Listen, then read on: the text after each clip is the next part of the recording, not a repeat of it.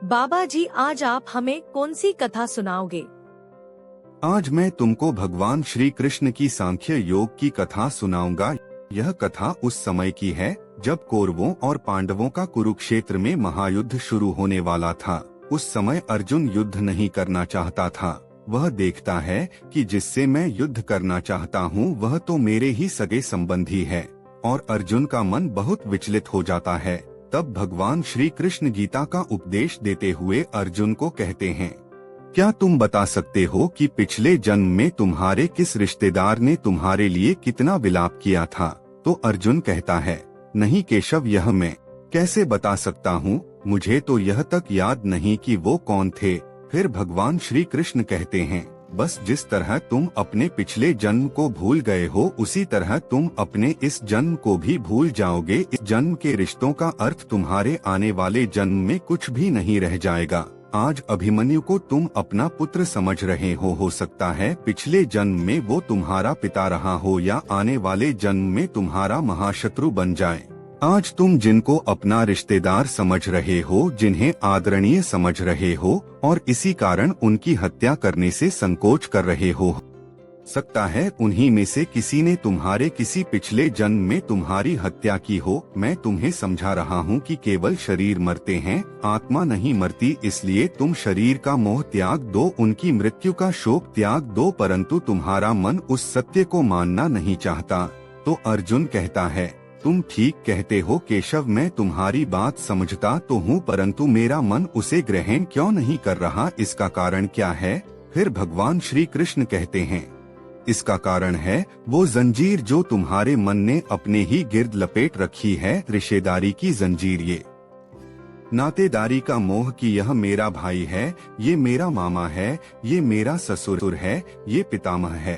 तो अर्जुन कहता है, तुम ठीक कहते हो कि रिश्ते नातों की जंजीरों ने मुझे चारों तरफ से जकड़ रखा है, परंतु मैं इस जंजीर को कैसे तोड़ दूं? मैंने मान लिया कि ये सारे शरीर नाशवान हैं, परंतु इनके साथ जो मेरे रिश्ते हैं वो तो नाशवान नहीं है, वो तो सच्चे हैं। भीष्म मेरे पितामह हैं, अभिमन्यु मेरा पुत्र है, महाबली भीम मेरा सहोदर भाई है। यह रिश्ते तो सच्चे हैं, भले इन सबके शरीर मर जाएंगे, परंतु इन सबके साथ जो मेरे रिश्ते हैं वो तो नहीं मरेंगे। जैसे आज मेरे पिता महाराज पांडु का शरीर नहीं है, परंतु मेरे पिता आज भी महाराज पांडु हैं। पिता पुत्र का तो वो पवित्र रिश्ता समाप्त नहीं हुआ। इन रिश्तों की पवित्रता पर मैं कैसे प्रहार करूं? शरीर को भूलकर अपने दादा के रिश्ते पर तीर कैसे चलाऊं? अपने भाई के नाते पर तलवार कैसे उठाऊं? फिर भगवान श्री कृष्ण कहते हैं, अर्जुन, यह रिश्ते ये नाते सब इस जन्म के हैं, इस जन्म से पहले या इस जन्म के पश्चात इन रिश्तों का कोई अस्तित्व नहीं रहता। यह काका, मामा, भाई, पुत्र, पितामह पिछले जन्म में कहाँ थे, तुम्हारे क्या लगते थे, और अगले जन्म में ये क्या होंगे, कहाँ होंगे, इसका उत्तर है तुम्हारे पास। तो अर्जुन कहता है, नहीं केशव। फिर भगवान श्री कृष्ण कहते हैं, इसीलिए कहता हूँ कि जब शरीर नाशवान है तो यह रिश्ते भी नाशवान हैं, क्योंकि यह सब नाते शरीर के हैं। और यह जो तुमने अपने पिता का उदाहरण दिया कि उनका तुम्हारा पिता पुत्र का नाता तो समाप्त नहीं हुआ, तो यह भी तुम्हारा भ्रम है, अज्ञान है। केवल तुम्हारे मन में अभी तक वह रिश्ता जीवित है, क्योंकि तुम अभी तक उसी जन्म में हो, परंतु तुम्हारे पिताश्री इस समय जिस योनि में भी होंगे उनके लिए वो रिश्ता समाप्त हो चुका है। पिता की बात छोड़ो, अपनी बात करो। पिछले जन्म में जब तुम्हारी मृत्यु हुई होगी उस समय तुम्हारे सब संबंधी रिश्तेदार रोए होंगे, तुम्हारी पत्नी ने, तुम्हारे पुत्रों ने बहुत विलाप किया होगा, परंतु आज इस जन्म में तुम्हें याद भी नहीं कि किस किस ने तुम्हारी मृत्यु पर विलाप किया था। आज तुम्हारे लिए उनका या उनके रोने धोने का कोई मोल नहीं। इसलिए समझा रहा हूँ कि ना किसी के मरने का शोक करो, ना किसी के साथ नाता टूटने का दुख मानो। वैसे भी मेरी माया इतनी प्रबल है अर्जुन कि जिन्हें तू समझता है कि तेरी मृत्यु के बाद शोक करेंगे, सारा जीवन रोते रहेंगे, वो भी असत्य है। मेरी माया के प्रभाव से थोड़े ही दिनों के बाद उन रोने वालों को तू फिर हंसता खेलता देखेगा। मित्र 4 दिन रोता है, भाई 10 दिन रोता है, पत्नी उससे अधिक रोती है, माता सबसे अधिक समय तक रोती है, परंतु सबके आंसू धीरे धीरे सूख जाते हैं और उन आँखों में फिर से नए नए सपनों की रोशनी चमकने लगती है। अर्जुन, यह रिश्ते शरीर के जन्म के साथ पैदा होते हैं और शरीर की मृत्यु के साथ मर जाते हैं, इसलिए इन रिश्ते नातों के चक्रव्यूह से बाहर आ जाओ। आत्मा अमर। इस अमर सत्य को पहचानो, रिश्ते तो बदलते रहते हैं।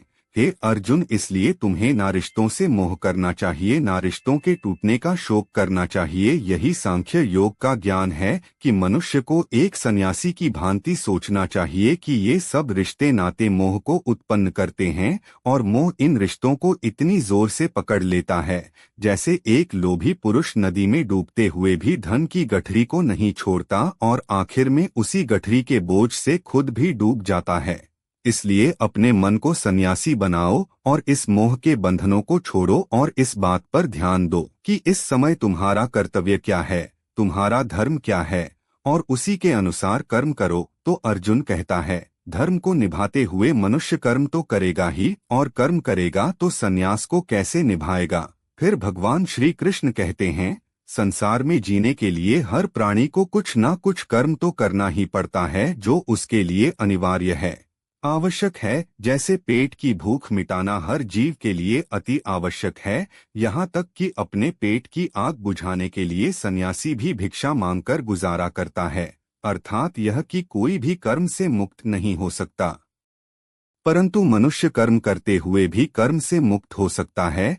तो अर्जुन कहता है, प्रभु, कर्म करते हुए कर्म से कोई कैसे मुक्त हो सकता है। फिर भगवान श्री कृष्ण कहते हैं, तेरा धर्म युद्ध करना है, परंतु यदि तू इस भावनाओं की नदी में बहता रहा और मन को अपने वश में ना कर सका तो तू अपने धर्म का पालन नहीं कर सकेगा। इसलिए मन को सन्यासी बना और अपने क्षत्रिय धर्म का पालन कर। तो अर्जुन कहता है, हे केशव, एक तरफ तुम सन्यास की बात करते हो, सन्यासी की भांति सब नाते रिश्तों के बंधन को तोड़ने को कह रहे हो, और दूसरी ओर मुझे कर्म करने को कह रहे हो। यह दोनों बातें विरोधी हैं। तुम जानते हो कि मनुष्य जब कोई कर्म करता है तो उस कर्म का कोई कारण होता है, कोई प्रेरक होता है जिसकी प्रेरणा से मनुष्य कर्म करता है, कोई भावना तो होती है जिस भावना की पूर्ति के लिए मनुष्य अच्छा बुरा कोई भी कर्म करता है। अर्थात कर्म की जड़ में एक भावना होती है और भावना की जड़ में कोई ना कोई रिश्ता होता है, क्योंकि किसी न किसी रिश्ते की जड़ से ही तो भावना पैदा होती है।